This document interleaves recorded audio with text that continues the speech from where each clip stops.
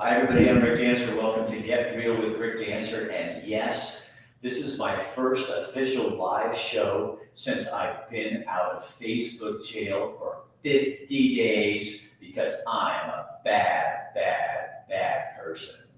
Never post a picture of the president's son in a Speedo with balloons over his head flying over Montana. That is called sexual exploitation. Come on.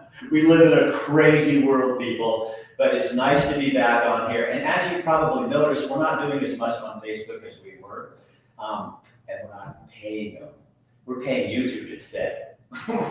So that's what you get. You give me 50 days, I take away your money. That's how it works. So that's what Radical Rick is all about. I should change the name of my show to Radical Rick instead of Get Real with Rick Dancer. Anyway, we have a really great show for you tonight. Bill Lynn is going to be here with some national news, some Oregon news. He'll be at the end of the show. I've got a town called Brownsville, Oregon, where things weren't going quite the way a lot of people wanted them to, so they just kind of took back their town. And you're going to find out how that happens, how they did it, talk about why they did it and what they're doing to bring rural Oregon together. Because since they moved, the Greater Idaho movement doesn't come into the Willamette Valley. There's a lot of you in the Willamette Valley that really prefer that you have a voice and you don't. And so they're going to tell you a way that they're giving small rural Oregon towns in the valley their voice back. But first, we have something that's a little bit distressing. I've been working on this all afternoon. I got a note from a parent this morning about an assignment in Churchill High School in Eugene, Oregon. I have fleshed this out, and here's what we have. So here's what I did. I found this notice. It was an assignment given by a teacher at Churchill High School. I'm not going to mention the teacher's name. It's a health teacher, but we don't know enough, and I don't want to throw anybody under the bus, except for this assignment. I have had numerous parents write me, send it to me, confirm that their children did get this assignment, that they had seen it. I had someone from the school district who's a teacher who contacted me and said, yes, indeed, he had students talking about this, that it had happened, that they had had this assignment. I called the Churchill High School principal, talked to the secretary. When I was tossed to the secretary of the principal, went to voicemail after I explained what was going on. So then I called the teacher, and that also went to voicemail, which is not surprising. I called the superintendent's office. The person at the superintendent's secretary is a old friend of mine, and told her what was going on, sent her the copy that I'm going to show you in just a second, and she was going to get to the district. But there's no reason they're going to call me or anybody in the news business until they get their message straight. So I know this happened. Let me read this for you. It's a fantasy story. According to what I'm hearing, it's a special assignment, and it goes like this. For those students who are absent, you will write a short story of a paragraph or two. This story is a sexual fantasy that will have no penetration of any kind or oral sex, no way of passing an STI. You will choose 3 items: romantic, music, candles, massage oil, feather boa, flavored syrup, to use in your story. Your story should show that you can show and receive loving physical affection without having sex. And that was for a high school health class in Eugene, Oregon, at Churchill High School. There's other pages on Facebook, Caught on Tape. That's where I saw it also. It's blowing up. People are not happy about this, and they want answers. If I was a parent, I would want answers too. Now, so who do you go to? Well, the parents are saying, we should call the news. You already did that. You are the news. This is the new news, not me. You guys, all of us together. This is how you get the word out. And you are much more powerful as parents than you are hiding behind the news, because the news isn't going to do it. So you need to continue to ask questions, find out what happened, get answers to what's going on. It's a little surprising that this would happen. And I think that you should all be aware of that and use your voice to not complain, but to do something about it. Because if you just sit there and complain and say, this is ridiculous, I can't believe they do this, that doesn't do any good. That's what we've been doing for 40 years in Oregon. It doesn't do any good. you have to stand up and make sure that your voice is heard. So we have 3 sponsors for our show tonight, and one of them is Albert Taylor, Endless Possibilities. They are an amazing organization. They work with people with different abilities. We'll have a little message for them in a few minutes. They will be here. Also, I want to show you something really quick. JDEV Enterprise, they took the Motel 8 down in Crestwell and created some housing. There's 22 units they're renting out, and they're going to have 44 more. So you just contact their organization. You can go on their webpage. It's JDEV Investments, and all the information and contact information to get a hold of the right person is right there. Oops, I got to go back to that page to get rid of that picture. I forgot about that. There we go. There. Okay, so that's one of our advertisers. That's 2, Albert Taylor, and then this is our 3rd advertiser, Dr. Michael Bratland, who is very much into people using their voice to make change.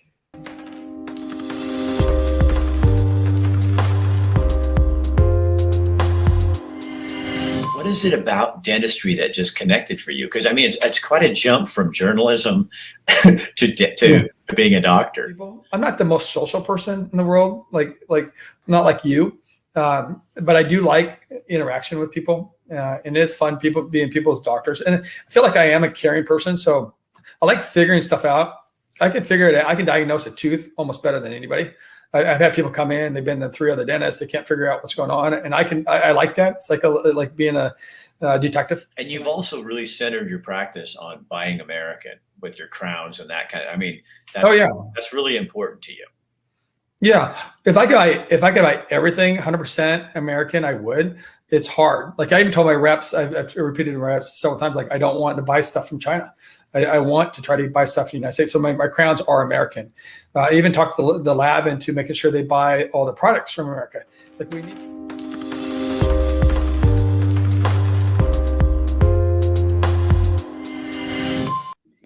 So again, that's Dr. Michael Bratland with Chris Dental Family Dentistry and Denture Center right there in Eugene, Oregon. So I had my mic in the wrong place. I hope you guys could hear me. I forgot to put this on. I was just moving like crazy today.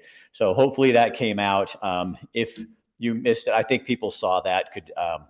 Let me do this. Our next guest I'm going to bring on are a perfect example of people who didn't like the way things were going in their community, at least for one of them, and went about, and this is what you guys need to do in Eugene. If you don't like what's happening in your district, then who's the top?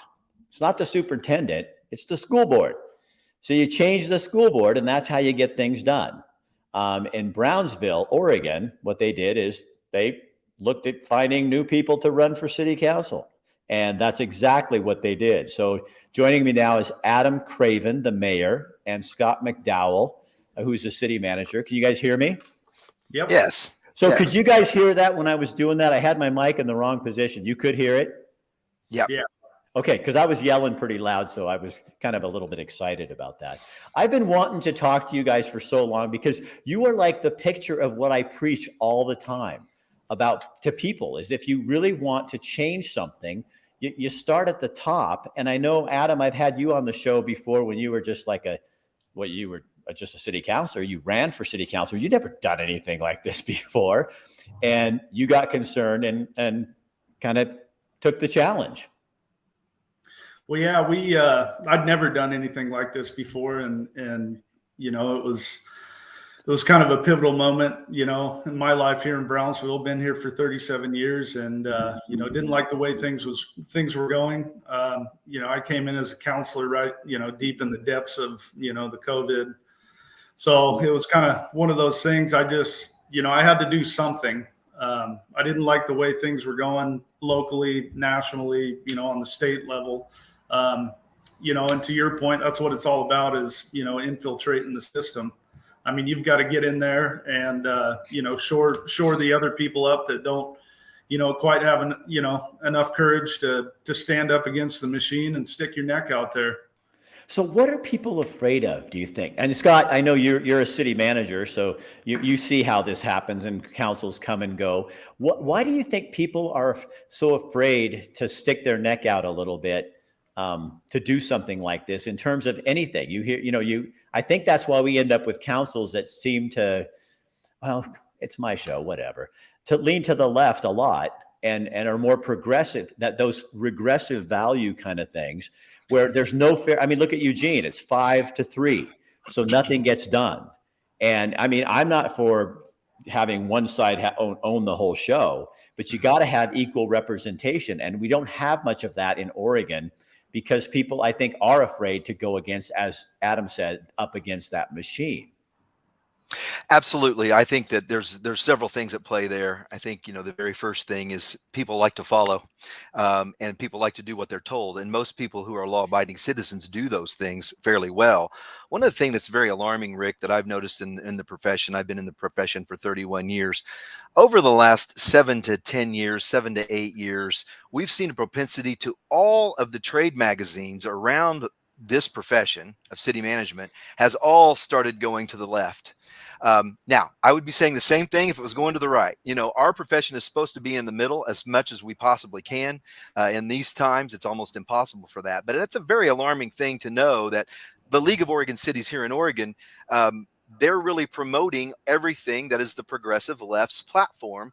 And now it's bled into, as Adam will tell you, at Capitol Day, that was a recent event there in Salem, that even the Republicans now are, it's the three issues that rule this governorship's administration are going to be climate change, affordable housing, and homelessness. And everything else, forget it. It goes by the boards. So Adam, how in your town, like Brownsville, I know you don't have probably a huge homeless issue, but if you guys were to name your top 3 priorities, what would they fall into any of those categories, or what would they be? No, those top 3 categories don't really reflect our position. The city of Brownsville, we want to, focus on the critical infrastructure projects that, will serve, a vast majority of our population, and serve people well beyond, my term as mayor.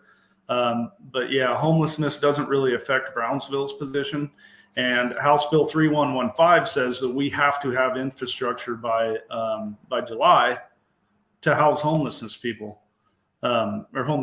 But the issue is if we don't have a homeless problem right now and we build infrastructure, the saying we have is, it's just like the field of dreams. If you build it, they will come. We've got a neighboring city right now that they've put in a bunch of pods, and they put them in a couple months ago. They're full, and there's more people coming, and they see that this is something that if they don't bend the knee and ask the state for more money, it's going to bankrupt their city. So, that's where I'm saying it will create a homelessness problem for Brownsville, because now that, these neighboring cities are full, if we are empty because we don't have a problem, we are inviting that problem to come to our city. Well, if you guys could pick your top priority, what would you do with that? I mean, okay, Governor, here's all this money you want to give out. So why don't you give communities like Brownsville, if there's this economic development or sewage treatment or whatever it is, why not give each community what they need, not just your agenda? Because if you don't have a homeless problem, why the hell do you need to have infrastructure to support a homeless problem? Right. Yeah. And that's kind of why we, we're really excited about, a couple advocacy things that are going on. And, and that's kind of what we want to fight back against is kind of that blanket mentality. It was kind of just like, COVID. Blanket mandates all across the state that didn't reflect the numbers. I mean, it doesn't reflect our position. Well, I understand with her funding too for homelessness, she's mainly hitting urban regions. And I thought it was Columbia or Clatsop, one of those counties up there by Scappoose, I was reading, that had the absolute worst homeless problem in the state of Oregon. And they got no funding from that budget, from that chunk of change. So is that part of the problem? Is rural Oregon really doesn't seem to matter? Go ahead, Scott. Well, I think I'll try to answer that as quickly as I can. I think the bottom line is we're promoting policies that aren't based in any real result, right? I mean, if we're going to address homelessness and we're actually going to help people, then let's do that. But that's not what our state's doing. We're passing things like Measure 110. We're decriminalizing drugs, and what we've done, we've in Washington and Oregon, in California, we've decided that we are going to codify a court case, the Martin Boise case, right? And so when we do that, a court case can be overturned. We all know this. But these states have codified this. This is why you get the tent cities. This is why people are coming to Oregon. So the bad public policy is leading all of this. So you really got to, it's like, it's, I know that's an old cliche, taking an aspirin for a broken arm, but it's even deeper than that. So let me go back to one thing, Scott or Adam, so you had a council that was leaning heavily to one side of an agenda, a political ideology. What did you guys do to bring this about? Obviously the people voted in a new council. What are the ramifications of that been? Well, the citizens of Brownsville are really, who transformed council. Some of the things that last year's, the council that was in place during COVID, some of those actions that we took to, stand up against Kate Brown during the pandemic. I think the people of Brownsville really appreciated that. And it really sparked a fire, for some people to get involved and realize that, they can make a difference. So a couple local guys here in town, younger fellas that have, lived here their whole life, they got motivated to run, and we decided to run on a slate sign and run unapologetically conservative. It said right on our slate sign, conservative vote for Brownsville. One other guy, the former council president, we put him on our sign as well. A very, very constitutionally minded guy. And, the people of Brownsville, they spoke during the last election, and every single person on that slate sign got voted in. So we have a very strong conservative voice for at least the next 4 years. So in some ways, the overreaction of COVID by our governor and legislative leaders really helped turn things around for you guys, because I know you, Adam, were a big troublemaker because you came on my show. That just says it. But you went in saying, we're not going to do this. And probably people, and I remember people were kind of like, whoa, you can't do this. And it wasn't easy, and it wasn't, but you pushed forward. And then I would guess it probably inspired these other people to go, wait a minute, if Adam can come do that, we can make this back into the Brownsville we want it to be. It's not the Brownsville everybody wants, but it was becoming the Brownsville that nobody knew, didn't recognize. And so maybe that's something good that came out of that. And it sure showed you something about yourself, huh? You're a little ballsier than you thought you were. Yeah, that's right. When I first got in here, I think it was Baker City that kind of defied the governor's orders, and it was, yeah. Yeah, they put a resolution out there, and I went to see, and this was kind of a real turning point, in my political career. It's been a long road, but no, I went to Scott and I said, hey, Scott, how can we do something like this?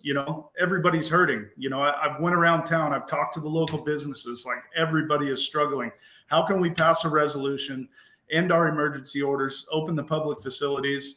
And Mr. McDowell said to me, well, Adam, yeah, we could do that. But unfortunately, I don't think we have the courage. And that's when I kind of took a deep breath on the phone, and I was like, well, Scott, apparently you don't know me. So you just tell me where to start. So he's like, well, you send me an email, you request this, we get it. Okay. Yeah, let's do it. Come on, let's get this going. Now, Scott, you're taking this a step further now. Let's talk about the new kind of formation of this organization you're talking about, because every time I do a story on the Greater Idaho Movement, there's people in Linn and Benton counties that are just going, why can't we join Idaho? We don't want to be in this anymore. And it's not that they don't want to be in Oregon. They don't want to be under the tyrannical rule of the government of Oregon that doesn't listen to people if they have a C in front of their names. They only listen to people with a P or a D. So you're trying to organize small groups, not based on politics, but based on need and community, and get a larger voice. Explain to people what you're doing. Well, it started just this last fall. It's actually been going on for quite a while. We've been trying to work within the confines of the league. And, when you do group policy on the state level, the policy committees, the legislators, it's all stacked because we're leaning so far left that there's no balance anywhere. Right. So Right. people don't feel like they have a voice. And so they kept coming to me. How do we get a voice? How do we get a voice? Well, hey, first of all, you've got to start creating relationships with your representatives, and you've got to start doing what Adam did. You got to start having the courage and the political will to not be in lockstep with the governor. Now, that's very difficult, Rick, because we have a lot of special interest groups in the state of Oregon. We've got a lot of people like city county insurance services, our insurance services, that fear. It's about fear, promoting fear. Hey, you're going to get sued. You're going to get this. You're going to get that. This is going to happen. You're going to get fined. And so, people that sit in the position of even city manager are, feel confined to make sure that the city makes sure they've got their water management conservation plan and their, emergency plans in place. And if we don't have them, oh my gosh, we're not going to get funding. Oh my gosh, we're going to put the city in a liability situation. All of it's done to take away the power from we the people.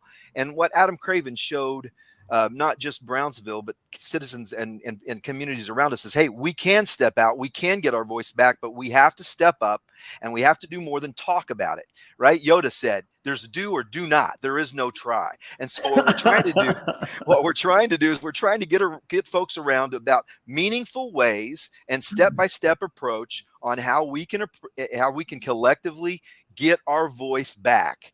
If we're going to be kept out of the committees, fine.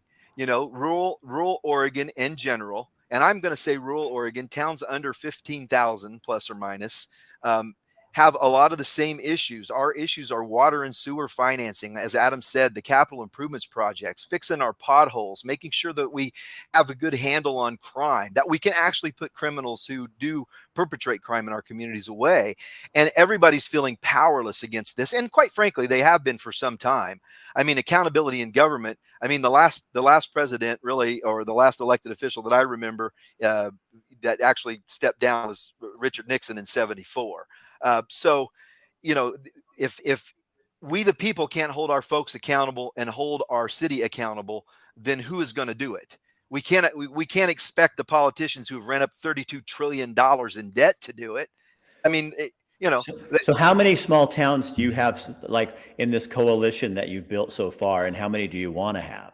Well, so far we've reached about 30. We're at the very initial stage of this right now, working with 5 particularly, trying to get this thing launched. We've got at least 30 in the wings. I think that once we get our model out there and explain to folks how it works and what we're trying to do, I really hope that this thing, it just ignites like wildfire, and we'll see a majority of our rural cities join on. I think hopefully by the end of the year, we'll have 30. I'm hoping that in 2 years' time, we can have 60 or 70 or more, because I think that once we can show that we have a voice, we don't have to be in lockstep. We do have home rule in the state of Oregon. It is enshrined in the Oregon State Constitution, and we can make those differences not only in our community, but in our state. Then we're going to be cooking with gas, as the saying goes. So, Reader's Digest condensed version. What is it you're trying to do for my viewer? I mean, not for my viewer, but for my viewer to understand better? How would this work? If all you guys, you don't have to be on the same page. You just have to be going as one voice for what? For the issues that are important to our people, and those issues are going to range, right? We're going to have 5 or 6 issues locally that are going to be important to us, and we're going to be able to say, okay, hey, here's 18 communities who feel exactly the same way we do about homelessness or TMDL or whatever the issue is, and so that we have those voices. And some of those communities are going to be like, you know what, no, we really think that the TMDL policies for our community make sense, or whatever the issue is legislatively that they want to support. So it's going to be almost a la carte in the fact that here is a cadre of people, which is exactly how the League of Oregon Cities is supposed to work, but that's not how through the years how it's actually So working. like Adam was saying at the beginning, let's say they come the governor's homeless plan. So you're supposed to spend funding doing this, and so is Crawfordsville, and I know they're not really a town, but a place. But you're going around, you get 30 other little communities that are going, we don't need this for that. We want that money to go towards infrastructure or economic development or something else. You could go as a force, whereas a little town of Brownsville, you can't do anything. Absolutely. I mean, you can complain, but this way you have power behind your complaint saying, we got 30 cities in Oregon who say that's bullshit and we're not going to do it. We don't want it. So here's how we could use that money. And that's the power. It goes back to what you said at the beginning of your program, strength in numbers. That's the theory. If we as Brownsville try to be the shining city on the hill and we throw a line in the sand, they're just going to sue us and harass us and beat us to where then folks like Adam they're going to have their legs taken out from underneath them, and it's going to be no way you're not going to do it. But if they have to try to find 60 cities or 30 cities, that's a much different issue. And you're seeing, I'm sure, Adam and Scott, both of you, and when you're talking to mayors and city managers in small towns all over Oregon, the frustration is enormous. Yeah. I mean, everybody's just, reached their boiling point. And even the legislators up in Salem, we've had a couple meetings up there, and they're very excited about this advocacy piece, and they're over the moon about getting it off the ground. But yeah, I talked to other mayors, and I think everybody has just reached that point of, they throw your hands up and they don't know where to turn. And I think this is something that's going to reignite people's, will to kind of fight back and realize that we are stronger together. When you guys look at the national level right now, and all of a sudden everything's coming out, all this information to those who pay attention to more than CNN and MSNBC. There's this thing you can do with your remote, and you can flip it to a channel that's off of the one that you always watch. It's an amazing thing, and you can actually self-educate yourself about what's happening. I know sometimes people just look and go, Rick, you are a freaking genius. I mean, I have a remote and I know how to use it. And you go to these, but there's this information is coming out now. And I noticed that my opposition, or my trolls, or whatever we want to call them, are becoming a lot more silent as they start wiping egg off their face and realizing that censorship does not work in America. And you are basically part of causing more problems than you helped to fix. So don't you feel like that's part of what's going on here too, is people are going, I mean, I think with COVID, everybody kind of hunkered down and went, now, when can I stick my head up and say, I don't know if that's right. And people start doing that. And now all of a sudden there's, like you said, Scott, more voices, which brings more people to the table. And God, we just got to grow a pair of kahunas and do this thing. I'm not mine anymore, but it's your state. It's not the state of Tina Kotek, right? And it's not the state of Democrat. It's a state of Oregon. And that means independents, which the last time I checked, non-affiliated voters outnumbered the Democrats and outnumbered the Republicans. So the power is in really the people, not the parties. So go use it. Absolutely. And we're trying to make a simple way with a little bit of structure where we can create a model that folks can adopt it and use their voice in a constructive way. I remember hearing something here not long ago. I hate a pessimist and I hate an optimist for the same reason, because the pessimist, is like, oh, it's just there's nothing you can do. It's just bad. And the optimist is like, well, it's just going to get better. Neither one of those two kind of ideals is a call to action. And Right. so, people at this point, because of the pandemic and because of what they're seeing on the national scene, are done, and they need a constructive way to really make change in their country. And that's what we hope to be able to do in some small way here in Oregon. So, Adam, tell me the best thing about Brownsville, Oregon. The best thing about Brownsville, Oregon. Aside from city government, probably the cinnamon rolls. Randy's cinnamon rolls are right up near the top of that, and I have to agree with you. His little bakery and cafe, yeah, you've got it.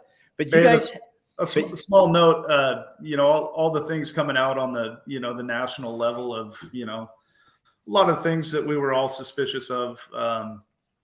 I had a friend here in town that said all of that is kind of helping him create a set of pronouns, and I think I might adopt them as well. It's me, myself, and I told you so. I have mine, and I don't know if it's a pronoun, but I use it all the time. It's just we. It's we. It's right. all royal we. It's all of us, and that That's you can't. exactly right. It has nothing to do with I. It has nothing to do with them. It has to do with we. Yeah. And when Oregon can get back to talking about we, I think and I love what you're doing. I think it's exciting, because I hope that inspires other little towns and people to say, you know what? Because honestly, don't you think that's the secret is that people don't know is you don't get power by being the governor of Oregon.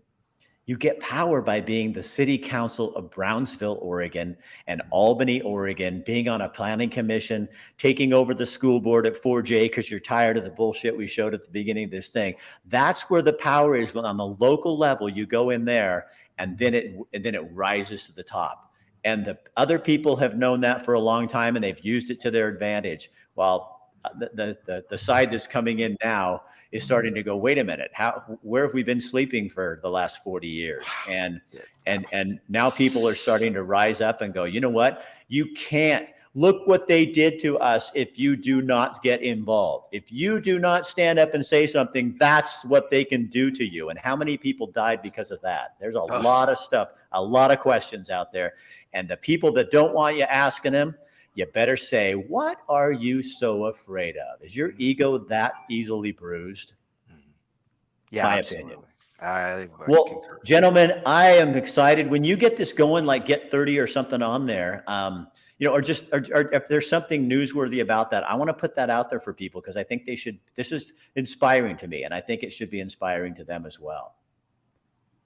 Well, yeah, thanks for having us on, Rick. We appreciate you letting us get on here and kind of spread our message and our plan, and hopefully it inspires people to get involved, because that's what it's all about. I think people more and more seek to be represented by people that they align with and people that they can relate to, rather than some polished silver-tongued suit-wearing politician.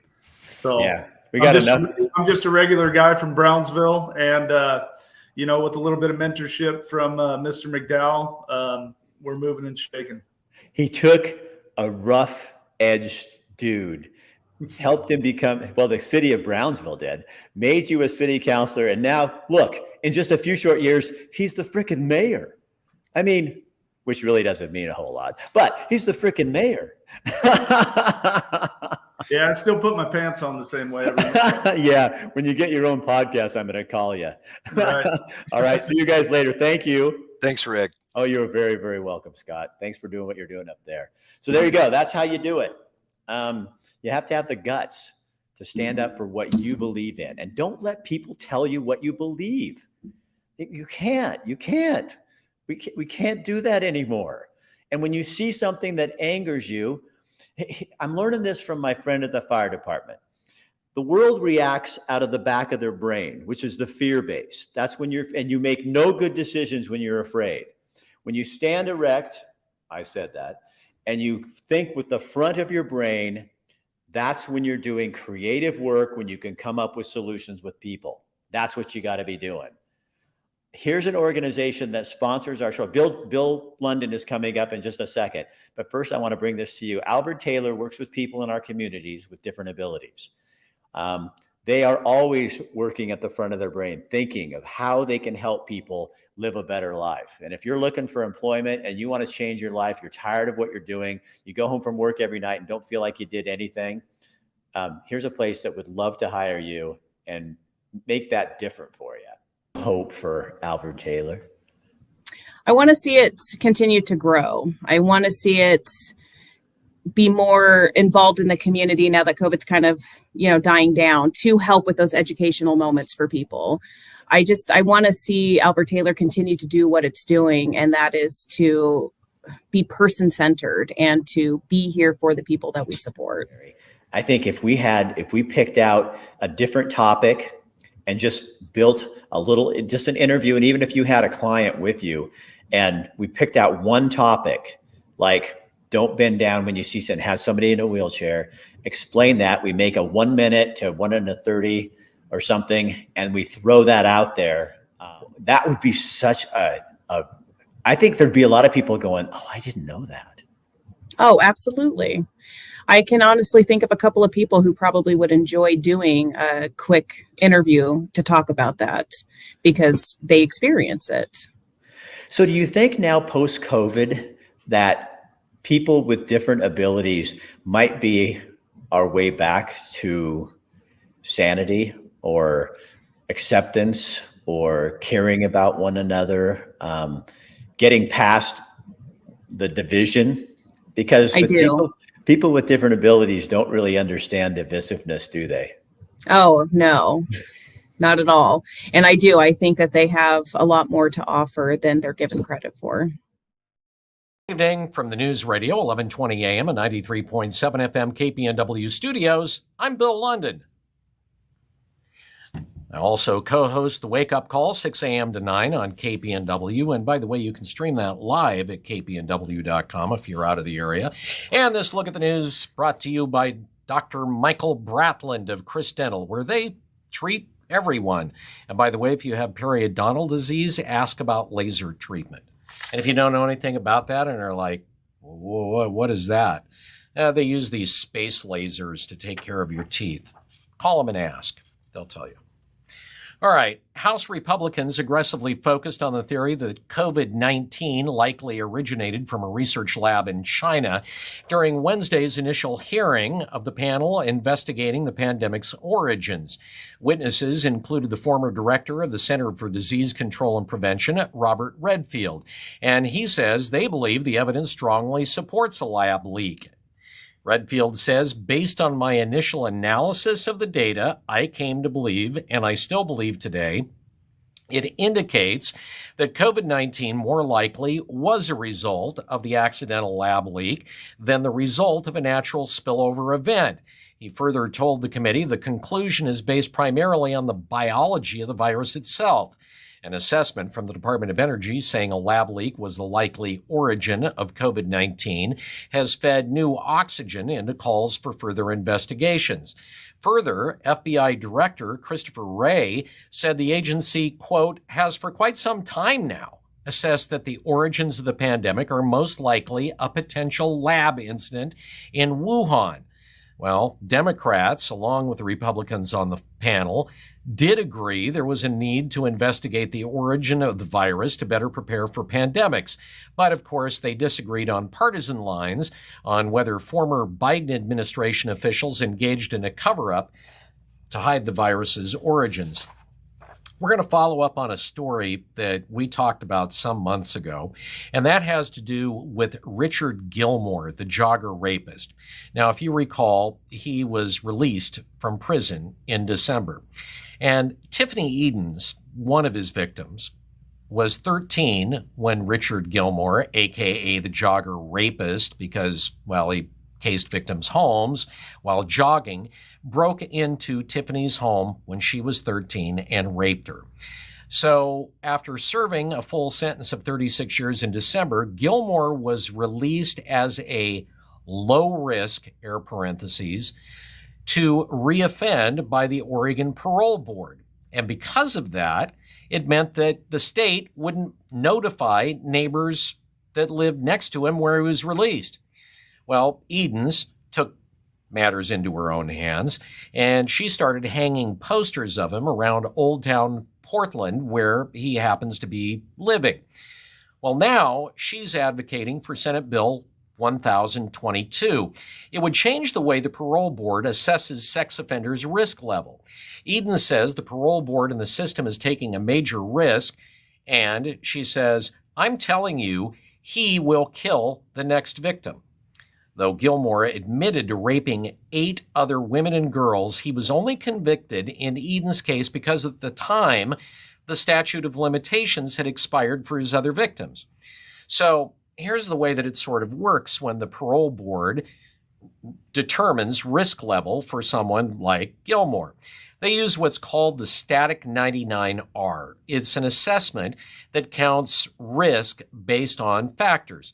One would be age, if the sex offender lived with a lover in the past, if the offender had had non-sexual violence convictions, whether he had prior sex offense charges or convictions, prior sentencing dates, convictions for non-contact sex offenses, whether the victims were unrelated to him, whether the victims were strangers to the offender, and whether the offender had male victims. Now, in Gilmore's case, when he was assessed for release, he was given risk points for other non-sexual violence convictions and 2 points for having a victim that was both unrelated and a stranger. He was docked 3 points for being over the age of 60, which brought his total, risk factor to 0, which placed him at a low risk level. Now, Senate Bill 1022 would require the parole board to go beyond the static 99R assessment tool and consider, now this is the way that it's worded, any court documents, pre-sentence reports, psychological evaluations, criminal conduct reported or omitted by the sex offender, regardless of whether the conduct was criminally prosecuted. So if the bill had been in effect during Gilmore's assessment, for example, the board would have been required to consider the 8 other rapes that he admitted to. The measure also requires the board to come up with a way for victims to retroactively appeal a risk assessment as long as it happens within 3 years of when the determination was made. Also, speaking of reports, psychological evaluations, every single one that was done said that he would reoffend. Well, this is scary, particularly not only for local area citizens, but I would have to say for law enforcement. Lane County deputies are investigating a home invasion robbery that occurred Tuesday afternoon outside of Junction City. Deputies learned about the incident on Tuesday afternoon when a man who was bleeding from his head arrived at the Junction City police station. Now, the man stated that 4 males and 1 female arrived at his home claiming to be from the Eugene Police Department with a search warrant. He also said the suspects were wearing ballistic vests that read police on them. They were wearing masks. One of them was wearing a badge around his neck. And several of them were carrying rifles. One of the suspects actually struck the victim with the butt of the rifle, hit him in the head. That's what caused the bleeding. Then the suspects zip-tied him as they went through his house. Now, the Lane County Sheriff's Department isn't saying what this guy took and what he was looking for, but the suspects are described as white males and 1 white female. They're believed to be driving a Jeep Gladiator pickup that's gray, also a white sedan and a silver sedan, and that's all they're releasing right now.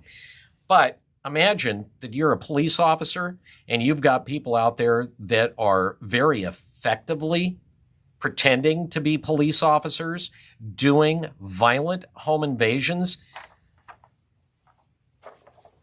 Don't know that I would be wanting to serve any warrants. So let's take a look at the Oregon legislature, because there's always fun to be had there. So a Democratic bill in the state legislature would halt new permits for confined animal feeding operations with more than 2,500 dairy cows or expansion of those farms or ranches for 8 years until the state studies the environmental, public health, and social impacts. Needless to say, dozens of farmers, industry, and environmental advocates testified. Many were from districts where, of course, agriculture drives the economy. A number of them were from Tillamook County that has large, of course, if you've driven through there, you know this, they have large dairy operations, as well as Lane and Benton counties where some new large chicken operations are being proposed. One of those testifying was State Senator Suzanne Weber from Tillamook. She said that halting the large operations and expansions for 8 years would close many of the businesses in her district. State Senator Lynn Findley from Vail said that 20% of the state's industrial animal operations are in his district, and the bill would be an economic disaster for them. Large operators say they were forced to acquire more animals and land to pay for ever more pyramiding taxes and also, yes, fees that are charged by the state, and to abide by numerous new regulations to compete in an industry that's controlled by multinational corporations. The smaller operators also talked about the impact to rural communities when only a handful of these multinationals take over, driving up land prices and consuming limited water resources. And of course, the person behind the bill is Senator Michael Dembro. He's from Portland, where they have so many cattle ranches and chicken farms. Oh my gosh. Anyway, he testified in written testimony, support for the bill, and he's behind a couple of others to hamstring folks that are trying to run farms. Those are Senate Bills 86 and 399. They would require operators using 5,000 or more gallons of water a day to report their water use to the Oregon Water Resources Department and be subject to the department's rules.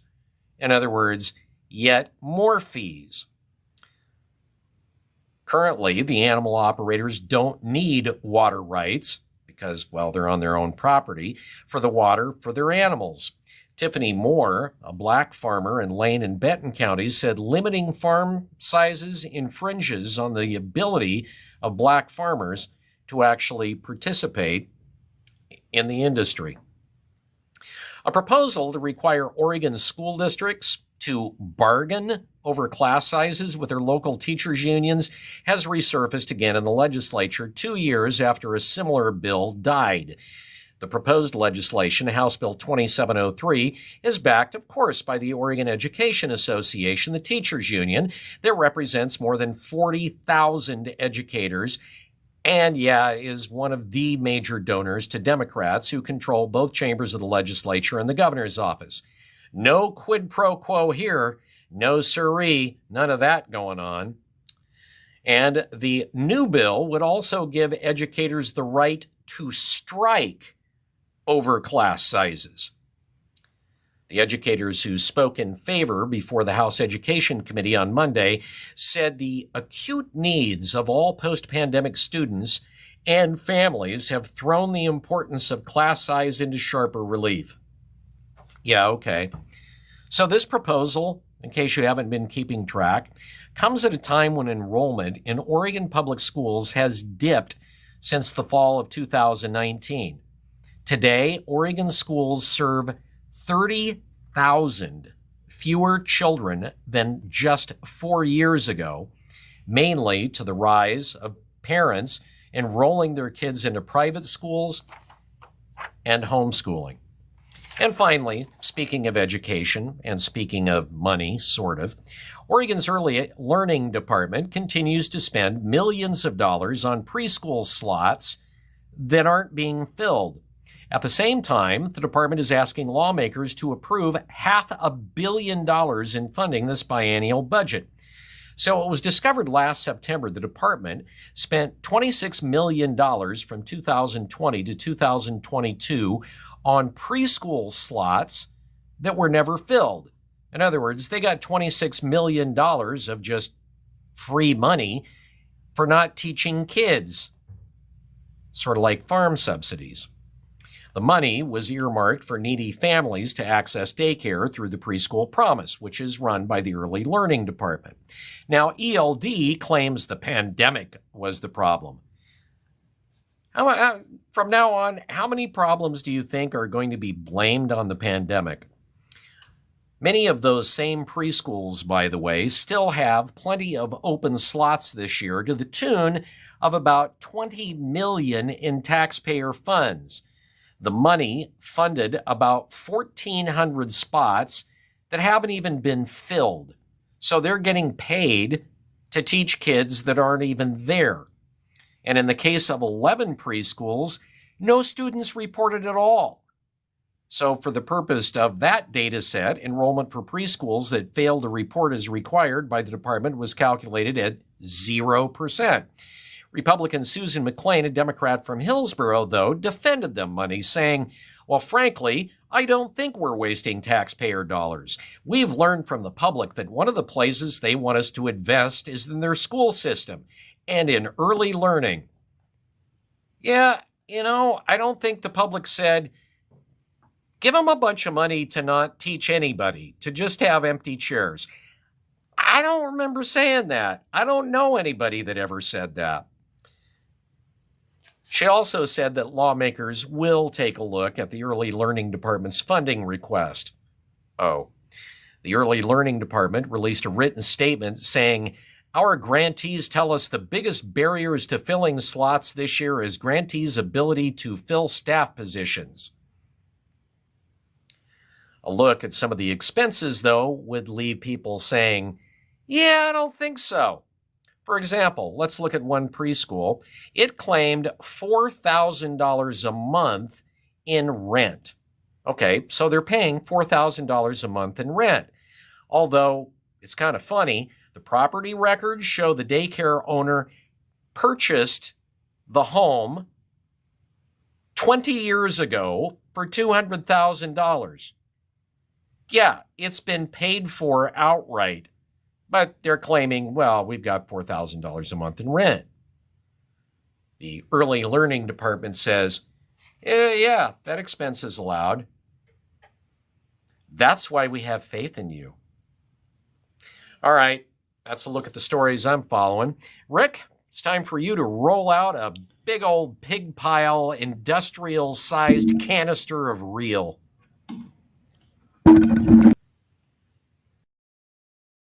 We appreciate you, Bill. So, I'm sorry, something just came over my Facebook here. Someone says to me, parents, okay, so our top story tonight was this. I'm going to show you. This is an assignment that was found for Churchill High School students, a fantasy story they were supposed to write. And apparently, parents got an email from the principal about 4:30 that parents were given the syllabus and assignments to opt their students out at the beginning of the term from seeing this stuff. So that's what the district apparently, and that's not for positive, but apparently that's what the district sent out an email from the principal to parents at about 4:30 saying that parents were given the syllabus and assignments to opt their students out at the beginning of the term. So, Mr. or Mrs. Principal, so you approve that? Okay, is that what you're saying? I don't know. That's even scarier. So you're standing up for this? Oh. So I don't know if you were able to read that. Let me just read it to you because I think it needs to be read. For those students who were absent, you will write a short paragraph on this story. This story is a sexual fantasy that will have no penetration or any kind of oral sex in it. And that's the letter right there is what it's saying. And that was given to students at Churchill High School from a health class. And now apparently the principal has sent out a letter to parents, an email at 4:30 saying that they had the right at the beginning of the term to opt out of this. So I don't know, that sounds to me like they're saying that's part of their curriculum. So what do you do as parents? Well, you get a new school board so that they can get you back on track. Unbelievable. Unfrickin' believable. I'm telling you, people, you gotta get involved. So here, Bill had those stats out there. I wrote them down. 30,000 fewer students in Oregon public schools in the last 4 years. Huh. I wonder why. Like this. Here, do this.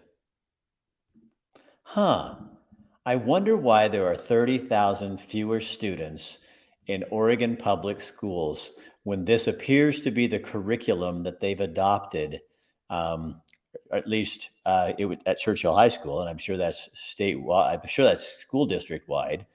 So I guess now you need to have a conversation with your principal, one, but that's not the only person. The curriculum's decided and approved, I'm guessing, by a committee. And I'm guessing that all that has to go through the school board. So you have a school board election coming up here. And if it was me, I'd get a new school board, because obviously they don't have in mind what you have in mind for your children to be taught. But that's just me. I don't live there anymore. And this is part of the reason why. If you guys hear any more about it, let me know. I would love to hear from you. This is Get Real with Rick Dancer, and that is how it works. Have a great evening. We're off for the weekend. We will be back on Tuesday with more shows, stirring up more trouble. Have a good weekend. Goodbye.